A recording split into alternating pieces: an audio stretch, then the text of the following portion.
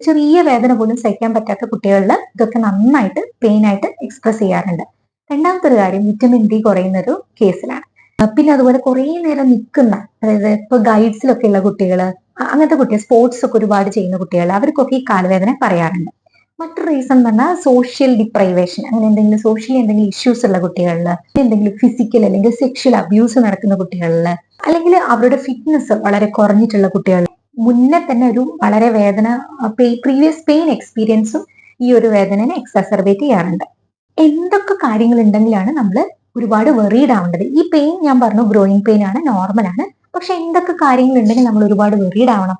അതിൽ ഒന്നാമത്തെ കാര്യമാണ് ഈ പെയിനോടനുബന്ധിച്ച് കുട്ടിക്ക് നന്നായിട്ട് ഫീവർ ഉണ്ടാവുക, അല്ലെങ്കിൽ നല്ല വെയിറ്റ് ലോസ് ഉണ്ടാവുക, ഒരു ബോണി പെയിൻ പറയാ, തൊടുമ്പത്തേനും വേദന പറയാ, അതുപോലെ തന്നെ രാത്രി ഇതിന്റെ ഫ്രീക്വൻസി വല്ലാണ്ടങ്ങ് കൂടുക, കരയുക, ഉറങ്ങാൻ പോലും പറ്റാതിരിക്കുന്ന ഒരു അവസ്ഥ ഉണ്ടാവുക, അച്ചീവ് ചെയ്തിട്ടുള്ള മൈൽ സ്റ്റോൺസ്, അതായത് ഒരു കുഞ്ഞ് നടക്കാൻ തുടങ്ങിയ ഒരു കുഞ്ഞ് പെട്ടെന്ന് നടക്കാതെയാവുക, റിഗ്രഷൻ ഓഫ് മൈൽ സ്റ്റോൺസ്, അതുപോലെ എലിവേറ്റഡ് ആയിട്ടുള്ള CBC-ESR ഒക്കെ ഉണ്ടാക്കി CRP-ESR ഉണ്ടെങ്കിൽ അതൊക്കെ ഒരു വാർണിംഗ് സൈൻസ് ആണ്. എന്തൊക്കെ കാര്യങ്ങൾ അപ്പൊ കുട്ടീനെ നമ്മൾ നോക്കണം? കുട്ടിയുടെ മൂഡ്, കുട്ടിയുടെ ആക്ടിവിറ്റി, ഇതൊക്കെ നമ്മൾ വാച്ച് ഔട്ട് ചെയ്യണം.